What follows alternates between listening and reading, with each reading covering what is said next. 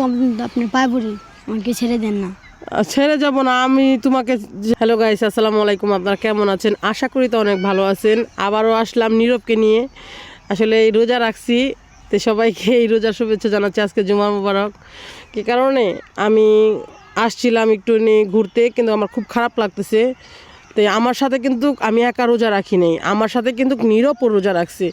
এটা কি ভাবতে পারেন? আসলে এই দেখেন, ওর মুখ থেকেই শুনেন যে ও এই রোজা রাখছে কি না, এটা ওর মুখ থেকেই শোনেন। তো নীরব, তুমি কি রোজা রাখছো? যে আমি রোজা রাখছি। হ্যাঁ, তে তুমি আগে কোনো সময় রোজা রাখতা? না, জীবন রাখি না। তে রোজা রাখো নাই কেন তখন? তখন আমার গার্জেন ছিল না, বাবা মা ছিল না।